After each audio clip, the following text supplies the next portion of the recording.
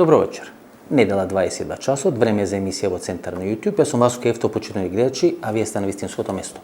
Втора увертира емисија или вонредна емисија, како што кажавме во четвртокот, официјално новата сезона на емисијата во Центар почна на 15 септември, во наводници на имен денот на Бранко Црвенковски или изборите 15 септември 2002 година, кои гласачите на ВМРО не сака да се сеќават на тие избори, а гласачите на СДСМ во тие 10 или 11 години на порази од Никола Груевски се сеќаваа на таа победа на 15 септември. Значи, почетокот така се погоди на емисијата во Центар, ќе биде на 15 септември, во четвртокот вечерва, наредниот четврток и во недела, вонредни 4 политички анализи во трајање некаде 25 до 30 минути. Минатата во четвртокот беше за Вилма Русковска, која фрли во наводници под камион или под автобус Вилма Русковска, политички, метафорички кажано.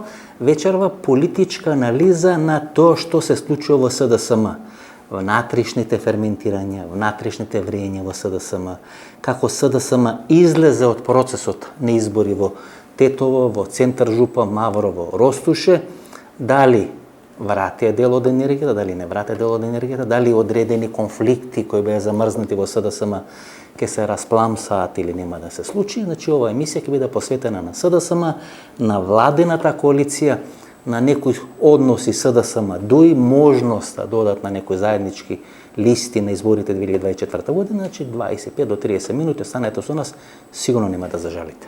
Изборите во Центар Жупа, Маврово, Ростуше и во Тетово покажа многу. Всушност покажа се. Покажа со каква кондиција политичките партии располагат во овој момент. При тоа овие избори доаѓаат во еден временски период кога голем дел од нашите гастарбајтери доаѓаат во Центар Жупа, Маврово, Ростуше, доаѓаат во Тетово и може да се обезбеди во наводници кворум на тие избори. При тоа што е многу битно, изборите се случуваат во ситуација кога ВМРО е во пикот на својата моќ. Се прават анкети на 1 на 2 дена, ВМРО води 2:1, оние анкети на Владимир Влајко Божиновски. ВМРО со такви анкети, со таков рейтинг би победил на изборите помеѓу Доналд Трамп и Џо Бајден и сите очекуваат декласирачка победа на ВМРО-ДПМН. Дотолку повеќе што изборите се случуваат во Западна Македонија, Центар Жупа, Тетово, Гостивар, Маврово, Ростуше, каде што е најпросрпско население, не е антиалбанско население во Тетово, македонците кои гласат за ВМРО-ДПМН. Тие се или просрпски настроени, идол им е Александар Вучич, српската политика, како србите се справуваат со албанците, а тие избори се случуваат во услови на една општа хистерија во Република Македонија. Се распродаат национални интереси, прави договор со Бугарија и така натаму и така натаму. И тие избори всушност покажа дека ниту Дуи не го капитализираше договорот со Бугарија и почетокот на преговори со Европска унија, ниту пак СДСМ капитулираше после тој договор со Бугарија и почетокот на преговори со Европската унија. Што ќе рече дека Македонија полека ферментира. Ние не сме нормална држава во наводници, но полека некои знаци на нормално се покажуваат во Република Македонија. Електоратот нема да ве казни ако носите болни одлуки, ако правите одредени национални процеси, политики или носите национални одлуки, преспански договор, договор со Бугарија, тука електоратот ќе ве казни ако не водите добра политика, ако нема владење на право, ако владее башибозук. Тоа им се случи на Дуи на изборите во Тетово. Очекува сигурна победа, електронски автомобили, што не фрлија во кампањата и не победија на изборите во Тетово. Дотолку повеќе што и Зоран Заев после преспанскиот договор победи на изборите 2020 година. Што ќе рече, почитани гледачи, дека Заев не беше казна за преспанскиот договор. Ние не бевме задоволни со преспанскиот договор и денес не сме задоволни со преспанскиот договор. Меѓутоа, еден дел на електоратот сметаше дека е неопходно да биде направен тој договор, за да може државата да се движи напред. Не велам во вистински правец да се движи напред. Меѓутоа, Зоран Заев беше казнет поради Драге Рашковски, поради Фидан Колев, поради такви структури, поради Зоран Китанов, кој сега гледаме во Телеком. И наместо да се врши работата да го направи Телекомот најдобар телеком на Балканскиот полуостров, како што тоа го прави Српскиот Телеком со Арена Спорт и така натаму, го гледам низ Македонија фотоволтаици слични, некои работи, некои операции, така велат. спроведу во Република Македонија. Што ќе рече дека Зоран Заев беше казнет поради струмичкиот концепт на владење. И тој струмички концепт и на самиот Зоран Заев веќе му беше олово, товар околу нозете. Слично се случи со Али Ахмети и со Дуи. Дуи го направи договорот со Бугарија преку Буер Османи, учествуваше активно во тој процес, Димитар Ковачевски, Бојан Маричич и Буер Османи се тројцата фронтмени кои го направија договорот со Бугарија. И кога Али Ахмети сметаше дека ќе се прошета против Билал Касами, против еден Билал Касами кој ништо нема направено во Тетово, му се случува пораз во Тетово. Зошто? Бидејќи владењето на правото не успева да го испорача Али Ахмети. Џабе НАТО, џабе ЕУ, ако вие не испорачате владење на правото. Тоа е пораката на изборите во Тетово и тоа е пораката на изборите локални минатата година. И да направите тешки одлуки, нема да ве казнат. Нема да ве казнат заради договорот со Бугарија, нема да ве казнат заради преспански договор, ќе казнат ако не владеете.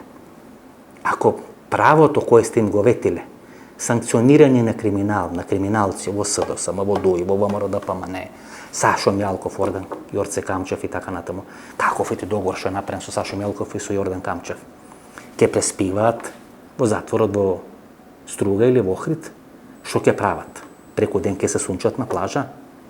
Ке вратат 5 милиони евра или 20 милиони евра, ке задржат пола милиарда евра? Видите, тоа народот не го сака. И тоа што Вилма Русковска го сметаше како свое капитално ремек дело, на крај по 1, 2 или 3 месеци ке се сврти како бумеранг. И ако овие луѓе не се скријат да не ги гледа јавноста, туку продолжат и понатаму да се прават силни, дека све зависи од нив, дека тие може да менуваат, да носат власти, да влијат врз судство, полиција, така натаму, тоа ќе се сврти како бумеранг. И тоа се пораките на овие избори во Тетово. Многу битни избори ги соголеа политичките партии, ги соголеа овие што прават анкети во Република Македонија. Се покаже дека се она што се прави како анкета не вреди ни 5 пари кој ќе се излезе на терен. И гледате СДСМ, кој беше во една канта тропа ситуација, една безизлезна ситуација во текот на јули, кога сите само очекува или броеа минути, сати кога ќе падне владата на СДСМ, бидејќи левица, ВМРО-ДПМН маршира по скопските, многу помалку по македонските улици, и се чекаше во секој момент да падне таа влада. Се прави анкети од Владимир Божиновски, водеше ВМРО-ДПМН, сите очекува спектакуларна победа на ВМРО-ДПМН. ВМРО-ДПМН изгуби во центар жупа, изгуби во Маврово Ростуше и има намалување на гласовите во општина Тетово. Повторувам, општина каде што има најмногу антиалбанско и најмногу просрпско влијание, или чувства, или перцепции, или го доживуваат Александар Вучич како нивни политички идол. СДСМ победува Маврово Ростуше, победува центар жупа, и ако беа умешни и направеа коалиција со Самка Ибримовски, со тие 300 или 400 гласови, ќе го зголемеа своето конто. И наместо 2 советника или одборника, како што има сега, има на претходните локални избори, ќе има 3. Ќе беше 4-3 за ВМРО-ДПМН во Тетово, дури во некои математички разврски можеше да биде 3-3. И тоа е пораката на овие избори во Тетово. Тоа што постојано ви го кажувам. Знаете, вие во политиката стигате до одредена точка. Можете на граѓаните или да играте на одредена карта на незадоволство, на одредени негативни страсти, на одредена шизофренија која постои во државата, одредена хистерија која храните, ја подгревате, таа станува како некое чудовиште, и таа хистерија во еден момент стварно толку мокне што таа веќе вас ве контролира. Не ја контролирате вие таа хистерија. И тоа сега му се случува на ВМРО-ДПМН. Знаете, тоа нас научија на првите лекции по новинарство. Ако вие на публиката и дадете прст, па и дајте пола рака, па и дајте цела рака, па и дајте рака до овде, па и дајте рака до рамото, па му дајте целото тело и на крај, ако нели водите политика на жолт печат или жолта штампа и му сервирате на читателот тоа што тој сака да чита или да слуша или да гледа, тогаш на крај нема да ви остане ништо друго освен самите себе да му се понудите на читателот или на гледачот. Што ќе рече дека ако така ја водите политиката, да му се додворувате на електоратот, тогаш ќе се закопате во Мариово. Нема да може да излезете надвор од границите на Табановци и на Гевгелија. Вие може да ги задоволувате тие ниски страсти на еден дел од популацијата, кои бројат 30, 40, 50 илјади гласови, и да бројате 80 илјади гласови. Меѓутоа еден огромен дел од електоратот, кој не ги прифаќа овие луѓе, кој не ги прифаќа тие луѓе кои смета дека нема корона, 5G, не прскат од озгора, кои легнуват и стануваат со слика на Владимир Путин со Александар Вучич, тие луѓе вас може да ви донесат 30-40 гласи, меѓутоа ќе ви збрка 200 или 300 гласи. Тоа се случи на ВМРО ДПМН. Го достигна пикот, сега ВМРО ДПМН ќе треба да се бори со левица, кој ќе биде пиемонот на таквата политика и на таквото расположение во Република Македонија. И во таа битка ВМРО ДПМН ќе заборави да се демократизира. А тоа е пораката која беше 2017 година испратена до ВМРО ДПМН. Зо беше донесен Христо Мицкоски, кој најмалку личеше на тоа ВМРО ДПМН. Овој Христо Мицкоски сега се обидува да докаже дека најмногу личи на тоа ВМРО ДПМН. И тука ВМРО ДПМН ја промашува, работата стига до одредено ниво, сега ќе има одредена права, рамна линија, и ако не направат нешто спектакуларно во стратегијата, во промена на начинот на владење, водење на политики. Знаете, помина времето на Илче Гебелс политика. Со таа политика се заврши на 27 април 2017 година. Ако вие сега го враќате од Нафталин Илче Гебелс да ви води политиката, таа пизма да ја пуштите повторно од шишето надвор, тогаш ќе завршите како некој нов 27. И сега ќе сте до еден пат. Или драматично ќе се сменат, или драматично ќе бидат поразени. За ова идолот на македонците, кажав и моминатата емисија, го спомнувам тука меѓу редови, би сакал да кажам одредена теза. Минатата емисија го анализирав оној негов договор со Албин Курти, на Александар Вучич на Албин Курти. Сега би сакал барем една минута да посветам на оној негов обид или оние постојни пресконференции, каде што тој плачи, рони крокодилски солзи, дека не му дозволува да оди да се поклони во Јасеновац. Па добро, човече, до кога ќе правиш проблеми на Балканскиот полуостров? Прво правиш проблеми во Србија. Ја изгази демократијата во Србија. Па во Србија ништо не постои. 6 месеци се фемкаш кој ќе биде премиер, дали ќе биде Барнабиш, дали ќе биде некој Вучевич. 6 месеци ништо во таа држава не функционира освен тебе. Ако малку имаш талент, ќе го замениш и Новак Џоковиќ, вакциниран си, ќе можеш да играш на US Open во Америка. И таков човек сега треба да биде идол на македонскиот електорат. Не, се извинувам. Па ние го поминавме тоа. Па ние поминавме таа фаза. Па таа фаза нас не донесе до 27 април 2017 година. Ние немавме Александар Вучич, имавме Никола Груевски. Немојте времето да го враќате назад. Бидејќи ако времето го вратите назад, ќе ви се врати како карикатура. Ќе ви се врати како некако Франкенштајн. И тогаш нема да знаете што да правите, знаете. Велам, во Македонија нема море, нема нафта, но има мноштво, енормно количество на кратко паметење. Држава која функционира со кратко паметење, паметење на риба во аквариум, таа држава е осудена постојано да плаќа скапа цена на своето кратко паметење. Мислам дека дојде време ова држава да оди напред. Затоа велам, човече, што бараш во Јасеновац? Тоа е исто како некој хрватски председател да дојди и да ти се поклонува на Косово, да иритира, да создава одредени тензии. Па беше во Сребреница. Па се сеќаваш како бегаш од Сребреница, за малку немаше да стане некој инцидент кој повторно ќе ги зовриеше тие меѓуетнички тензии, меѓудржавни тензии. Мислам дека помина времето. Правеше инциденти во Црна Гора. Правеше конфликти во Македонија. Преку порталите кои се под контрола на српските портали во Македонија се создава една таква проруска, пропутин хистерија. А мислам дека Фукујама при гостувањето во Македонија, во Скопје, кажа дека преку системите на Спутник во Србија всушност се шири таа проруска хистерија тука на Балканскиот полуостров. Мислам дека дојде времето на нормални политичари кои ќе дојдат на чело на државите, кои нема да ги создаваат новите рани, туку ќе ги лечат старите рани. Тоа е оно што сакам да ја кажам. Може да ви се допаѓа Вучич, може ви се допаѓа Свети Вучич, меѓутоа времето бара друг тип на лидери.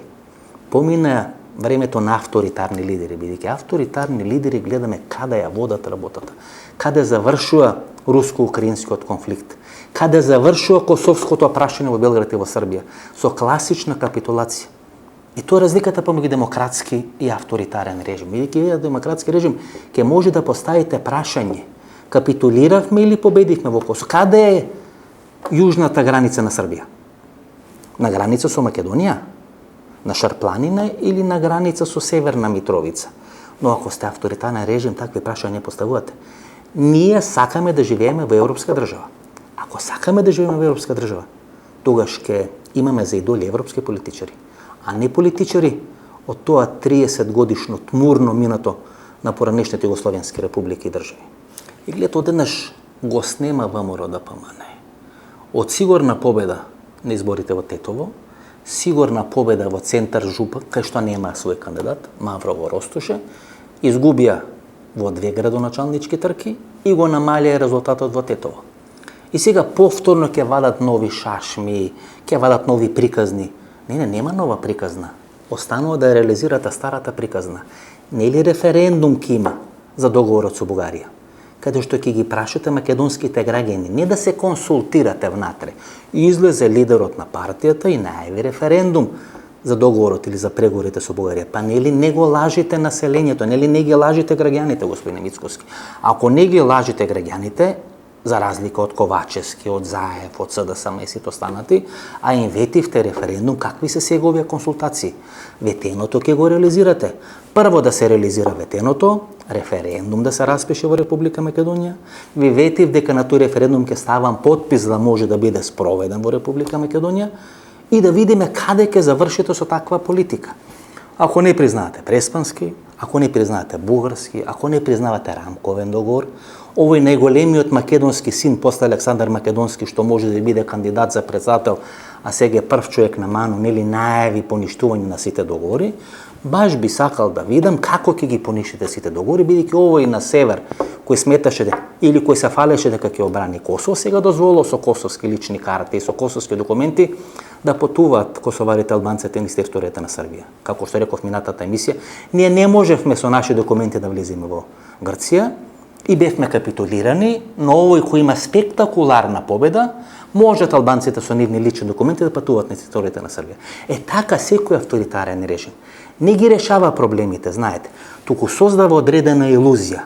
Го љулја вагонот или возот, ви имате чувство дека се движите, а вие не само што стоите во место, тук се враќате назад.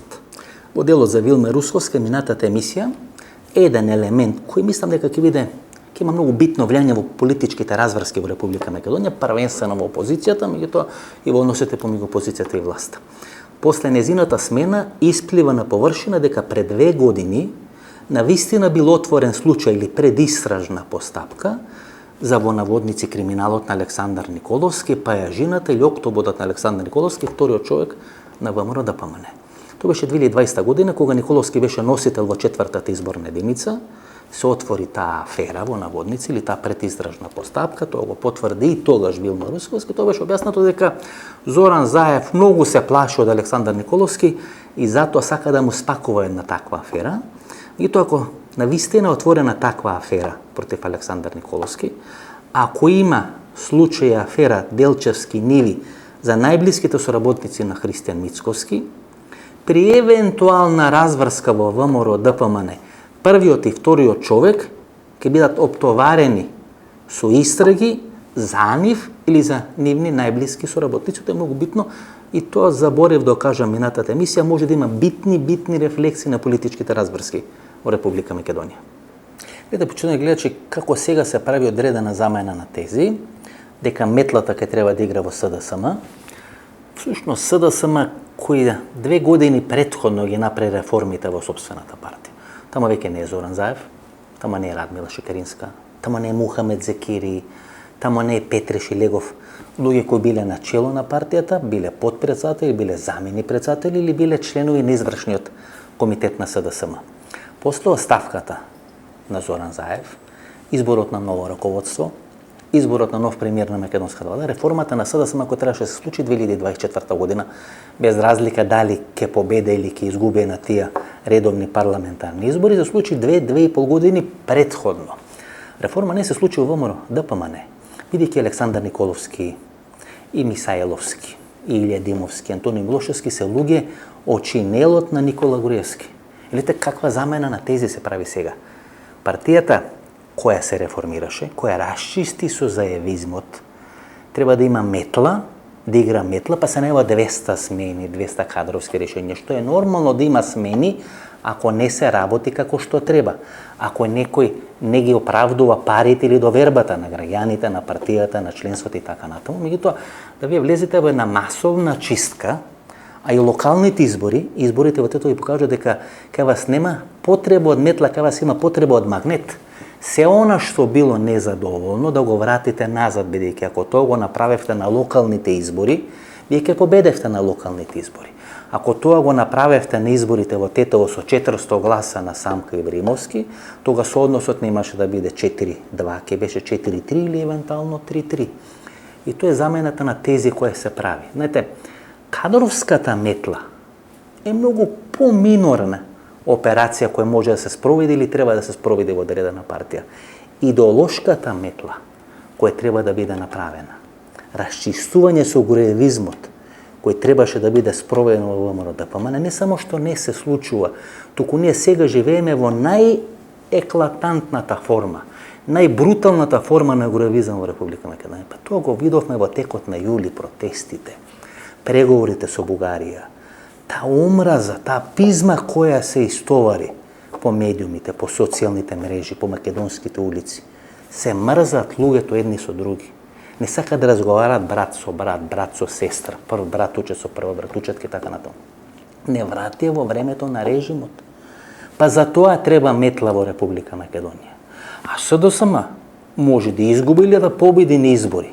Меѓутоа СДСМ не е персонификација на заробена држава. Знаете, ние сега правиме некој знак на изедначување дека метлата во СДСМ всушност треба да биде парадигма на заробената држава на Никола Груевски. И овие несмасни играчи на СДСМ, да речам наивни, да речам неспособни, така летаа во целиот тој процес, па и самите го туркаат тој процес. Сема нормално, нели, ако имате нов председател, нов генерален секретар, да направат 200 кадровски промени, да може да стават своји луѓе во кои има доверба, кои може да спроведат одредена политика, може би Ковачевски, овој што е не само треба да се смени. Голема хистерија е направена околу него. Може би има лоши резултати. Може би не се снајде или се снајде како стон во порцеланска продавница во текот на оваа криза со електрична енергија. Да, тоа е неопходно, знаете, како што е неопходно на влада да гради патишта, како што е неопходно на влада да решава одредени проблеми. И тоа не треба да се поставува како услов, бидејќи тоа се подразбира. Тоа што треба пред секоја влада да го поставуваме како услов е да ја нормализира државата. Да нема Сваровски суд, да нема русковска или царска судство, да нема антиевропски форми на однесување, да се создаде амбиент каде што квалитетот ќе може да доминира, а не партиската книшка. За тоа треба метла во Република Македонија, а не метла да се прави во одредена политичка партија, која расчисти со бранковизмот, која расчисти со заевизмот, која успеа колку толку да реши клучни проблеми во Република Македонија. Знаете, треба да има метла во партијата која ја внесе Македонија во НАТО, која ги отпочна преговорите со Европска унија, која го реши вековниот црковен проблем или спор, а не треба да има метла во партијата каде што перениците на гревизмот се уште на челните позиции. Мислам дека нема логика, нели? Тоа што треба да го направи СДСМ е да го стави под контрола брљавењето на Миле Зечевиќ, генералниот секретар, знаете. Зечевиќ беше организационен секретар 2006, 2007, 2008 година, по времето на Радмила Шекеринска и Горан Минчев и беше сменет од таа позиција. Па 2013-2014 година е организационен секретар и единствен тој се спасува од она екипа на Александар Керацовски и тогаш е сменет. Знаете како велат евреите, ако една се случи нешто, мали се шансите да не се случи втор пат. А ако се случи и втор пат, тога се нула шансите да не се случи трет пат. Значи СДСМ за да може да победи на следни избори, треба да го стави под контрола брљавењето на Миле Зечевиќ. Гледате, Миле Зечевиќ сега мисли дека се неговите 5 минути и по социјалните мрежи, после победата во Центар Жупа и Маврово Ростуше, се објавуваат фотографии на Миле Зечевиќ, сликан како Никола Карев и се прави на некој начин култ околу личноста на Миле Зечевиќ. Ако СДСМ не го стави тоа под контрола, има многу мали шанси да победи на изборите, бидејќи Зечевиќ е дел на полициските структури. бил шеф на ДБК, кој СДСМ ги губи изборите 2006 година. Има една епизода која раскажува Илија Илјовски, кој тогаш беше шеф на изборниот штаб на СДСМ, и со Сашо Мјалков, кој е шеф на изборниот штаб на ВМРО ДПМН, пијат кафе по зградата кај што живее Никола Гуриевски, и Сашо Мјалков доаѓа со шефот на обезбедување Никола Гуриевски, популарниот Турко. Популарниот Турко во тој временски период, кога е Зечевиќ на чело на ДБК и кога е Мјалков шеф на изборен штаб на ВМРО ДПМН, е формално се уште вработен во државната безбедност и во работно време е шеф на обезбедување на Сашо Мјалков, кој е шеф на изборен штаб. Гледате, тоа е всушност начин на владење на СДСМ. Кога СДСМ безбедносните структури, за разлика од ВМРО ДПМН, тоа е добро, знаете, не ги користи за да ја стави под контрола државата. Секога СДСМ безбедносните структури ги користи за да може да ги слуша и да ги оценува со партијците, за да може да се гради кариера врз база на информации кои се имат за сопартијците. Така било сега, така било пред 5, пред 10, 15 или 20 години. И затоа сега ќе е клучната битка во СДСМ, кој ќе дојде на чело на Агенцијата за национална безбедност. Таму е сега прв човек Виктор Димовски. На 5 септември ќе биде потпишан указот или декретот на Стео Пендаровски, со кој Виктор Димовски се испраќа за амбасадор на Република Македонија во Франција или во Француската република или во Француската држава. На 1 октомври треба да има нов прв човек на Агенцијата за национална безбедност. И Миле Зечевиќ има свој човек. Знаете, тоа е всушност таа пресметка која престои во СДСМ. Контрола на безбедносните структури. Пикот ќе биде на Оливер Спасовски. И Миле Зечевиќ, и Пеце Мирчевски го спомнав минатата емисија. Тој е еден многу битен играч од шпилот на Димитар Ковачевски, кој не сака да има контрола на безбедносните структури, меѓутоа не го сака Оливер Спасовски. Не е близок со Миле Зечевиќ, меѓутоа ги поврзува желбата да го елиминират Оливер Спасовски. И тука ќе зависи од умешност на Димитар Ковачевски како ќе ги изменаџира сите тие процеси. Клучните разврски во СДСМ ќе бидат околу Оливер Спасовски и кој ќе биде прв човек на Агенцијата за национална безбедност. Зечевиќ сака на таа позиција да го носи Заре Милошевски. И ако го читате братот на Заре Милошевски, вие ќе прочитате дека тој е главниот играч во СДСМ, кој е против Зеленски и кој е против договорот со Бугарија. Условно речено, дел на бранковистичкото крило во СДСМ. Околу изборот на прв човек на АНБ, точно ќе се свати дали Ковачевски ќе сака да пактира и да има комуникација со Зоран Заев, дали ќе го почитува мислењето на Зоран Заев или ќе сака да се разграничи нивните политички траектори да трнат по различни патишта.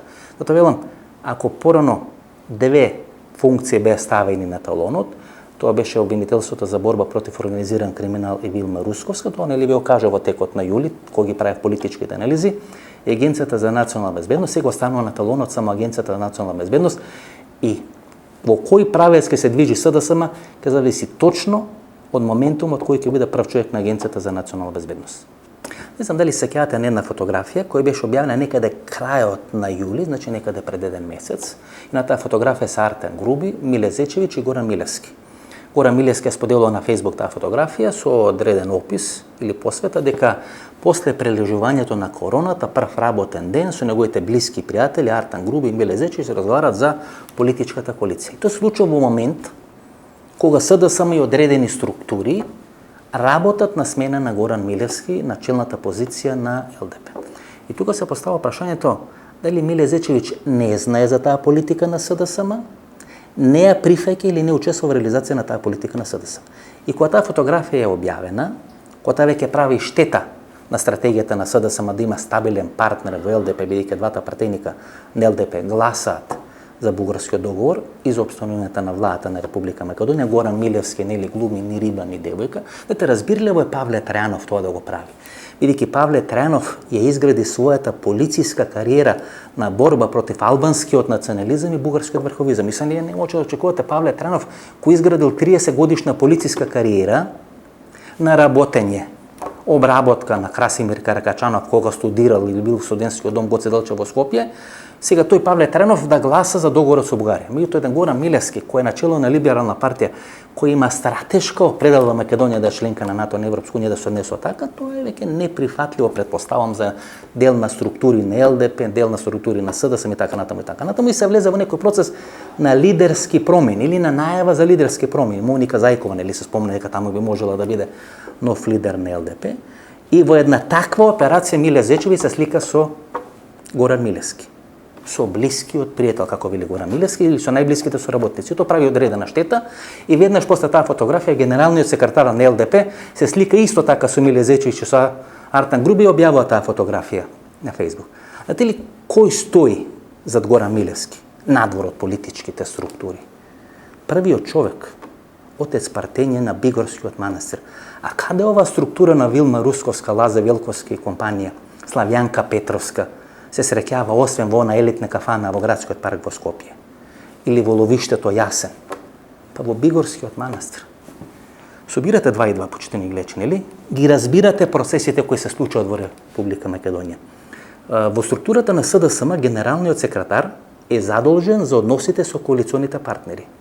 И тоа е сосема нормално кога генералниот секретар сака да го има Горан Милевски начело на ЛДП, бидејќи многу полесно и многу помокна ќе биде неговата позиција, отколку начело на ЛДП да биде, например, Моника Зајкова, која е поблиска до Димитар Ковачевски. И тоа секојаш постои во политичките партии. Тоа не значи дека лидерот и генералниот секретар се во конфликт, туку е нормално генералниот секретар да сака преку коалиционите партнери да може да ја зајакни својата позиција во внатре-партиските структури, бидејќи тој што е задолжен во СДСМ за преговори со коалиционите партнери, всушност е генералниот секретар. Ова цртичка или ова епизода од внатре партиските односи во СДСМ, мислам дека ви кажува многу. На удар тамо, преку портали, преку медиуми, под контрола на ова завиша филм групација, која одработува за делови на структури на СДСМ, со Оливер Спасовски и Лјупчо Николовски, поранешните генерални секретари. На некој им пречи влијањето на Спасовски и Николовски на теренот. И тука ќе биде главната политичка разврска. Всушност се тоа 2 играчи чии мандати висеа при формирање на ова влада на Димитар Ковачевски. До последен момент многу поголеми беа шансите Оливер Спасовски и Лјупчо Николовски да не бидат на тие функции или да не бидат избрани за министри, отколку да бидат избрани за министри. Во последен момент нели се случува одредено изненадување. Политичките разврски ќе бидат АНБ, кој ќе биде на чело на АНБ, Оливер Спасовски, Лјупчо Николовски. Доаѓаме до клучното прашање или одредена тема, теза, која беше актуелна пред 2 недели. Дека Бранко Црвенковски заедно со Максим Димитриевски ќе прават нова политичка партија. Па тоа беше пуштано како спин, па беше демантирано, па повторно почна да кружи приказна дека Бранко Црвенковски ќе прави политичка партија. Видите, Бранко Црвенковски е мрзлив да прави политичка партија. Човекот не правил политичка партија тогаш кога требало да прави, му направија политичка партија, го поклонија политичка партија, успеа со одредени политички инженеринзи да го смени Петар Гошев и подоцна на така поклонетата партија и го смени името од СКМ ПДП, ја формира СДСМ заедно со Никола Поповски. И сега Бранко Црвенковски смета дека таа политичка партија всушност е направена од неговото политичко ДНК, а се уште е замрзнат неговиот статус во СДСМ после оставката на членство во СДСМ, кога побара, нели после она интервју на Зоран Заев за БГН, да се расправа за тоа интервју и да расправа Централниот одбор на СДСМ. И то Бранко Црвенковски како електроинженер и како математички мозок секогаш размислува во одредени матрици и вие лесно можете да претпоставите во кој правец ќе се движи неговото однесување. Бранко Црвенковски, ако Радмила Шекеринска, например, сака да има политичката траекторија на Бранко Црвенковски, или ако Зоран Заев сака да има политичката траекторија на Бранко Црвенковски, Бранко Црвенковски секој сакал да има политичката траекторија на Киро Глигоров и он до одредена фаза ја има таа политичка траекторија. Меѓутоа на крајот на денот Бранко Црвенковски не сака на мала врата да се врати во СДСМ, па да распара некој централен одбор, па некој од Радовиш или Пробишти да распара за големиот Бранко Црвенковски. Бранко Црвенковски ќе се врати во СДСМ со некој нов сојуз за Македонија.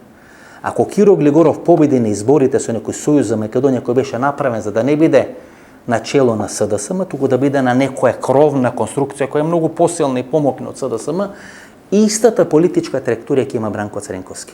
Значи, не очекувате Бранко Цренковски да прави политичка партија. Бранко Цренковски ќе прави коалиција која се нарекува Сојуз за Македонија. Има одредена шпекулација, која не е потврдена. Поради годишните одмори не успев да потврдам, дека во една елитна кафана во Скопје, некаде пред 2 или пред 3 недели, биле на средба Стео Пендаровски, Бранко Цренковски, Хари Костов и овој пратеник на Дуј од Пуцко Петрул, за него не ми е потврдено, меѓутоа има одредени информации дека на средбата присуствувал човек кој личел на него. И Стео Пендаровски ќе биде играчот на кој ќе игра Бранко Цренковски. Всушност, преку Стео Пендаровски, Бранко Цренковски сака да ја затвори вратата на СДСМ за Зоран Заев. Тука е конфликтот, не е конфликтот Црвенковски Ковачевски или Максим Димитриевски, Оливер Спасовски. Конфликтот на сите конфликти. Кој ќе биде од позади на ДНК на СДСМ, Зоран Заев или Бранко Цренковски? Преку Сојуз за Македонија, преку Стео Пендаровски. Бранко Цренковски сака да ја испорача фактурата Зоран Заев повеќе да не е дел на СДСМ. Тоа е политичката разврска која ќе се случи. Ки има разврски во АНБ, ки има разврски Оливер Спасовски, ки има разврски Лјупчо Николовски, Милезич и така натаму. Главниот клучниот конфликт е Цренковски Зоран Заев. И тој ќе ескалира на изборите 2024 година. Што ќе прави Зоран Заев? Прво ќе го тестира Димитар Ковачевски околу изборот на прв човек на Агенцијата за национална безбедност. Ќе сака да види во кој правец ќе се движи Ковачевски. Зоран Заев не го сака Миле Зечевиќ. Миле Зечевиќ беше избран за генерален секретар, значи ја репризираше ситуацијата од 2003-2004 година. Тогаш беше све наместено, направено Николо Кирчев да биде избран за генерален секретар на СДСМ. Миле Зечевиќ излегува и поднесува кандидатура. Поднесува кандидатурата за да може да се спазари со Бранко Цренковски. Ја повлекува кандидатурата, не трча на изборите за генерален секретар, меѓутоа го избира Бранко Цренковски за секретар на владата на Република Македонија, подоцна оди во на Агенција за воздухопловство и на крај завршува за биде прв човек на државната безбедност во Република Македонија. Слична ситуација се повтори сега околу изборот на нов лидер на СДСМ. Прв кој ја најави својата кандидатура за нов лидер на СДСМ после публикувањето на Зоран Заев беше Миле Зечевиќ. Ја поднесе кандидатурата за да се испазари.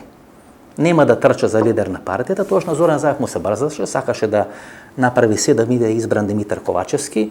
Не беше сигурен како ќе реагира членството, бидејќи членството до тој момент се уште не го знаеше доволно Димитар Ковачевски и мораше да направи одредено пактирање со Миле Зечевиќ. Меѓутоа Заев и Миле Зечевиќ никогаш не се сакале.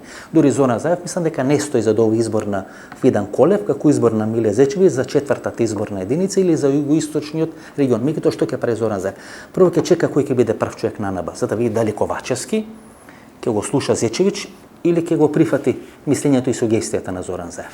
И клучно, Зоран Заев ќе инвестира во добри односи со Еди Рама. Еди Рама е човекот кој го натера Вучиќ и го натера Албин Курти да направат одреден договор. Минатата недела во Скопје беше синот на Џорџ Сорос. Тоа се клучните играчи на Опен Балкан, на Отворен Балкан, кои ќе можат и ќе имат битно влијание на политичките разбрски во Република Македонија. Зоран Заев има одлични релации со Еди Рама, ќе инвестира во Еди Рама. И сите овие аферчиња околу разни Жан Митрев болници, Ремедики, Систини и така натаму, треба да ги ставите во еден контекст дека човекот на Еди Рама, познат албански кардиохирург, кој ги купи сите болници кардиохирурги во Албанија, во името, или тој е фронтмен, а позади него стои Еди Рама, сега сака да го прошири својот бизнес на територијата на Република Македонија. И сите овие афери кои ги слушате, Жан Митрев, што се случувало, Ремедик и така натаму, овие платени програми кои ги гледате во Република Македонија, на кои се воодушевувате, всушност, што би рекла Вилма Русковска, од позадина конците ги влечи Зоран Заев. Зошто? Бидејќи гласовите добравата на Еди Рама му е неопходно. За тоа да го направи Еди Рама, тој треба да биде искомпензиран. Ќе биде искомпензиран со учество во здравствениот сектор. Тамо се парите, здравствениот сектор, повеќе од 400 милиони евра годишно, ако не над таа граница 400 милиони евра годишно се трошат во здравство. Секој всушност доаѓа да баци рака во здравство. Знаете, коите во црква или коите на доктор, вие всушност доаѓате, како се вели, во некоја подредена позиција, бидејќи тоа се институции, авторитети од кои зависи вашето здравје или вашиот духовен живот. Тоа му е битно на Зоран Заев. Добри, одлично односи со Еди Рама. Преку Еди Рама беше правена тиранска платформа. Со помош на таа тиранска платформа и оно учество на ЦИЕ на американците е растурена коалицијата помеѓу Никола Груевски и Али Ахмети. Со притисок на Еди Рама, она средба во Тирана, кај што учествуваат сите албански политички партии, е направена платформата Зоран Заев и Али Ахмети да направат владина коалиција. Зоран Заев сега игра на картата Еди Рама да биде кандидат заеднички дуи СДСМ на изборите 2024 година. Црвенковски ќе сака тоа да го спречи преку Стел Пендаровски и Сојузот за Македонија, и тоа ќе биде гранде конфликтот на македонската политичка сцена. И за разлика од ВМРО-ДПМНЕ, кога има конфликт, се влегува со малихерата или со пиштолот, или со тупаници се решават проблемите, СДСМ тоа е подземно. Ето не го гледате. Па ќе пијат кафе Оливер Спасовски, Бранко Црвенковски, па Оливер Спасовски ќе биде близок со Зоран Заев. Па Оливер Спасовски ќе работи на смена на Вилма Русковска, па Вилма Русковска ќе работи на смена на Оливер Спасовски или приведување на информативен разговор на Оливер Спасовски. Значи тоа се работи, така функционира СДСМ. И то клучно ќе биде 2024 година. Дали ќе биде формирана предизборна коалиција која ќе треба да ја замени референдумската коалиција. Има смени сега во Алијанса на албанците. Билал Касами предпоставувам откако победи уште еднаш од Тетово сега ќе сака да ја бетонира или да материализира таа своја позиција. Во ВМРО-ДПМНЕ тој конфликт помеѓу Даниела Арсовски и Христијан Мицкоски околу тоа кој ќе биде бастионот на македонштината. Гледате, Даниела Арсовска не гради патчиња. Гледате како потфрли во овие поплави кои беа и овие големи дождови во Скопје пред неколку дена. Туку тамо е битката кој е најголем македонец. Гледате, еден Тимчо Муцунски, кој требаше да биде една нова верзија или македонска верзија на Себастијан Курц, доека не ги направи тие афери, тој сега влече или корни некои дрва кои беа поплавите. Па сега како некој Хезболак во рамки на ВМРО вели името нема да го смениме. Тој вели името нема да го смениме или нема да преговараме со бугарите, татко му седи заедно со Бојер Османи како вработен во Министерството за надворешни работи и преговара со бугарите за потпишување или за договарање тој договор помеѓу Македонија и Бугарија или францускиот предлог. ВМРО-ДПМНЕ ќе мора да излезе од тој шинел ако сака да дојде на власт. Не ви вредат маршеви, не ви вредат 50.000 луѓе, не ви вредат анкети на Владимир Орџоновски, ништо не ви вреди ако вие не ја смените парадигмата, ако не ја смените структура. Тоа ќе случува во ВМРО-ДПМНЕ, ќе анализираме во четврток или во недела за ВМРО-ДПМНЕ. СДСМ подземна битка, Црвенковски Заев, ќе се кокетира Пеце Мирчевски, ќе се кокетира Оливер Спасовски, Лјупчо Николовски, Заев, структурата на Заев, Миле Зечевиќ, Димитар Ковачевски. На крај, сите тие работи во СДСМ ќе останат под масата. Вие нешто ќе видите на површина, меѓутоа тоа ќе остане под масата. Нема таму одредени турбуленции од типот на Панорама. Тоа можеше да се случи во времето на Зоран Заев, веќе тоа имаше начин на делување, струмички концепт кој беше различен од ДНК-то на СДС, меѓутоа ова СДСМ сега нема да функционира на тој начин. Ке се исколат во наводници, но тоа вие нема да го видите. Но тоа ќе ви го кажеме во емисијата во Центар. Ова беше нашата политичка анализа. Ако ви се допадна политичката анализа, ново дружење четврток во 20 часот. Мислам дека во четвртокот и сега кажавме многу.